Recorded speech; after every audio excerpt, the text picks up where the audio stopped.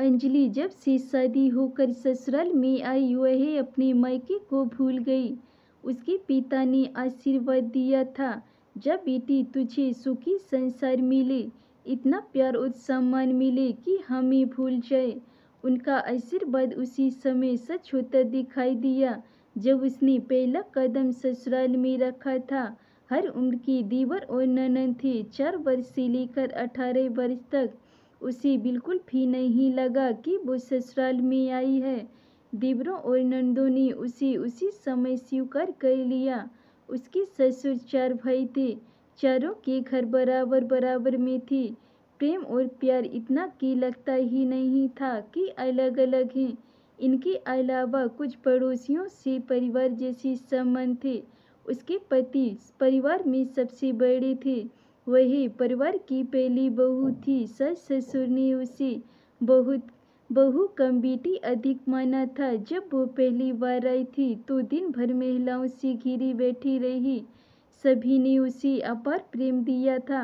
एक पड़ोसी महिला ने कहा, बेटी तुम बहुत भाग्यशाली है। सास की तो खुशी का ठिकाना नहीं था। कुछ बच्चे बार बार आ रहे थे, महिलाओं के पीछे खड़े हो जाती और चले जाती। एक महिला ने बच्चों से पूछ ही लिया, क्या बात है? एक बच्चे ने कहा, हमें भी देखना है भाभी को। फिर क्या था, उस महिला ने सबको बुला लिया। सारे बच्चे आए और सबने एक एक करके पैर छुए और अंजलि को घेर कर बैठ गए। जो सबसे छोटा था उसने जिद की, मैं तो भाभी की गोद में बैठूंगा। अंजलि को भी हंसी आ गई। साथ ही सभी महिलाएं हंस दी। सभी महिलाएं चली गईं तो बस बच्चों ने अपना परिचय देना शुरू किया। भाभी मेरा नाम सोहन है। भाभी मेरा नाम मोहन। भाभी मेरा नाम गोलू है। भाभी मेरा नाम काशी। भाभी मेरा नाम सूरज है। भाभी मेरा नाम राहुल है। ऐसे ही सबने अपना परिचय दिया। बच्चों के बीच अंजलि अपनी सहेलियों को भी भूल गई। घर की याद नहीं आई। किसी ने कहा, भाभी तुम बहुत अच्छी हो। किसी ने दोस्ती करने को कहा। किसी ने पूछा, भाभी अब तुम जाओगी तो नहीं? किसी ने कहा, भाभी तुम हमारे साथ खेलोगी? अंजलि ने जैसे ही हाँ कहा, बच्चे खुशी हो गए। भाभी हमारे साथ खेलेंगी? एक बच्चे ने पूछा, भाभी प्यास लगी हो तो पानी लाऊं? अंजलि उसकी मासूमियत पर मुग्ध हो गई। उसने हाँ कहा तो वो दौड़कर पानी ले आया। किसी ने पूछा, भाभी भूख लगी है? अंजलि मना न कर सकी। बच्चा जाकर बिस्कुट ले आया। बच्चों की भागदौड़ अंजलि की सास ने देखी तो आकर देखा तो बच्चों और अंजलि का प्रेम देखकर वो भी मुस्कुराने लगी। उन्होंने अंजलि से पूछा, बेटी तू परेशान तो नहीं हो रही? सास ने पूरा ध्यान रखा। खाने के लिए भी पूछा, पानी के लिए भी पूछा। थक गई हो, आराम कर ले। हर छोटी छोटी बात का ध्यान रखा। शाम हुई। सास ने बच्चों को समझाया, बच्चों भाभी थक गई होगी, अब आराम कर लेने दो। तब जाकर बच्चों ने छोड़ा। ससुर जी आए, बोले, हाँ भाई हमें भी मिल लेने दो बेटी से। उन्होंने सर पर हाथ रखा, आशीर्वाद दिया, बेटी हमारी कोई बेटी नहीं है, अब तू ही बेटी है। अंजलि बहुत खुश थी। पति ने भी बहुत प्रेम से बात की। 3 दिन कब बीत गए पता ही न चला। मायके से फोन आया था तो उसने सबके बारे में बताया, किसने क्या कहा क्या किया। चौथे दिन उसके भाई उसको विदा करने आए थे। बच्चे आए और पूछने लगे, भाभी तुम जा रही हो हमें छोड़कर? अंजलि उसकी मासूमियत से भावुक हो गई। हाँ मैं अपनी मम्मी से मिलने जा रही हूँ, फिर आऊँगी। लेकिन बच्चे इन रस्मों से अनजान थे। उनको विश्वास ही नहीं हुआ। वह समझ नहीं पा रही थी कैसे इनको समझाएं। घर के सभी बड़े भी हार मान गए थे। फिर उनके पिता ने ही फोन पर समाधान बताया, ऐसा करो सबको साथ ले आओ। बच्चों ने सुना तो उनके चेहरे की हंसी लौट आई। मायके में उनकी सहेलियां भी कह उठी, अंजलि तुम वास्तव में भाग्यशाली है। सहेलियों ने उन बच्चों संग खूब मस्ती की। वो बच्चों को चिढ़ाती कि भाभी हमारी हैं, तो बच्चे उससे लिपट जाते। नहीं भाभी हमारी हैं। अंजलि के माता पिता बेहद खुश थे। वही विदा होकर फिर ससुराल आ गई। अब उसने आकर घर संभाल लिया, सास ससुर की खूब सेवा की, उनकी हर छोटी सी बात का भी ध्यान रखा, सबका दिल जीत लिया। दिन भर काम करती, बच्चों के साथ मस्ती भी करती, बच्चों को पढ़ने में भी मदद करती। किसी की कोई रोका टोकी नहीं थी। सावन का महीना आ गया। सावन के महीने का हर नवविवाहित को इंतजार रहता है कि उसने भी कई सहेलियों को पतियों को लेकर छेड़खानी करते, अजीब अजीब सवाल करते सुना था उनको। सुनकर वो शर्मा जाती थी। सजना संवरना, झूला झूलना, पिया के आने का इंतजार करना, लेकिन भावनाओं को औरों से छिपाना, सब कुछ तो देखा था उसने। सभी लड़कियां कम से कम पहला सावन मायके में ही बिताती हैं।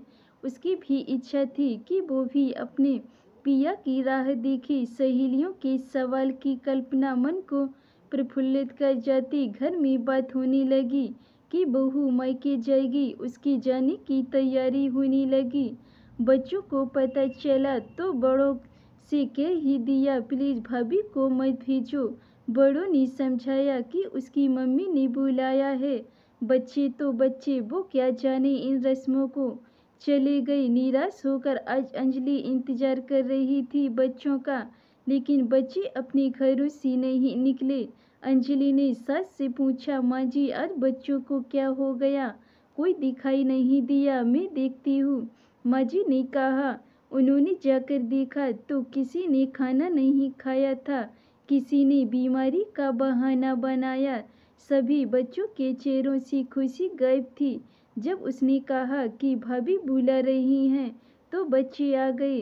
अंजलि का मन रो दिया। अंजलि ने पूछा, क्या बात है, नाराज हो मुझसे?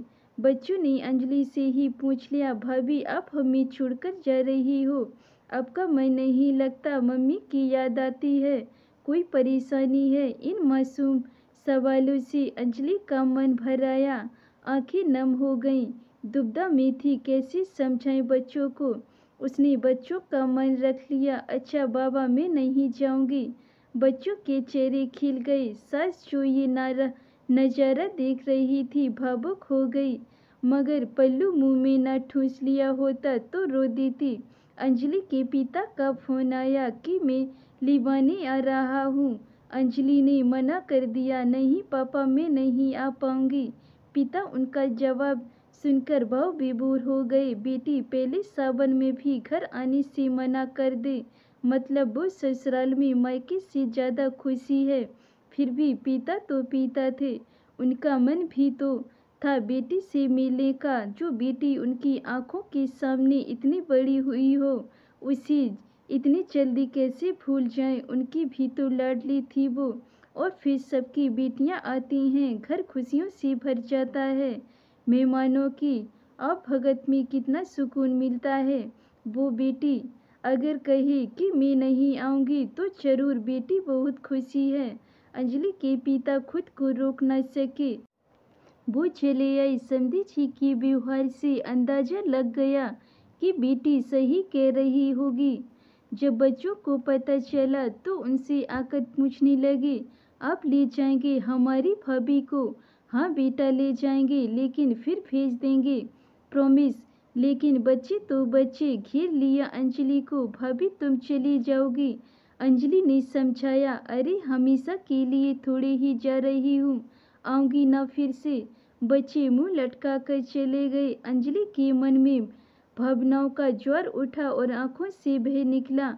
वही सोच रही थी, ये कैसी रस्में हैं जो अपनों से दूर रहती हैं? ये कैसा अपनापन जिसके हृदय को अदृश्य डोर से बांध लिया है? फिर सोचा, बच्चे हैं, समझा देंगी उनको। वही जाने के लिए तैयार हो रही थी, लेकिन सोच रही थी कैसे पिता को खाली हाथ लौटाएं। तभी सहेलियों का फोन आ गया। उसने उनसे भी कहा कि मासूम बच्चों को छोड़कर आने का मन नहीं कर रहा है। सहेलियों ने मजाक बनाया, बच्चों का बहाना क्यों बना रही है? ये क्यों नहीं कहती कि जीजा जी की आदत लग गई है? उनके बिना नहीं रह सकती। दूसरी बोली, काश ऐसा पति सबको मिले जो इतना प्यार करे। तीसरी बोली, यार जितने दिन उसके साथ नहीं सोएगी सारा कोटा बाद में पूरा कर लेना। चौथी बोली, यार बदला कर ले, अपने बाले मुझे दे दे और मेरे बाले तू ले ले। पांचवी ने पूछा, तुझे हमारी याद नहीं आती क्या? अंजलि सुन जरूर रही थी लेकिन समझ कुछ नहीं रही थी। उसके सामने बच्चों का मासूम चेहरा घूम रहा था। वही तैयार हो गई। अब सबसे विदा लेने की बारी थी। ससुर के पैर छुए, आशीर्वाद देने में उनका गला फराया। सास के पैर छुए, वो उसे गले से लगाकर रो पड़ी। आगे बढ़ी तो बड़ा देवर उसके पैर छूकर आंखें पोंछता हुआ घर के अंदर भाग गया। दूसरा देवर भी रोने लगा। तीसरा बोला, भाभी मत जाओ, हम यही झूला डाल देंगे। चौथा कहने लगा, भाभी इसे आगे कुछ ना कह सका, फपक कर रोने लगा। बाकी छोटे देवर भी लिपट गए, भाभी मत जाओ। अब अंजलि का धीरज जवाब दे गया।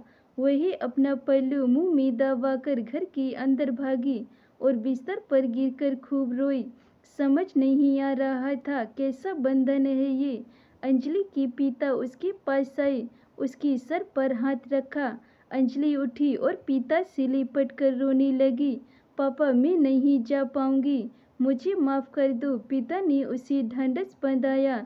रो मत बेटी, पहले चुप हो जा। अंजलि चुप हुई तो पिता बोले, बेटी मैं भी इन बच्चों का दिल नहीं तोड़ना चाहता, लेकिन तेरी माँ तुझसे मिलना चाहती है, वो भी तो माँ है। अंजलि ने कहा, पापा अब मम्मी को यहीं ले आओ, ठीक है? बेटी तू खुश रहे, काश हम हर बेटी को तेरा जैसा ससुराल मिले। धन्यवाद दोस्तों।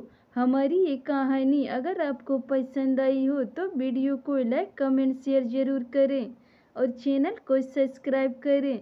नई नई ऐसी कहानियाँ सुनने के लिए हमारे चैनल को ज़रूर सब्सक्राइब करें।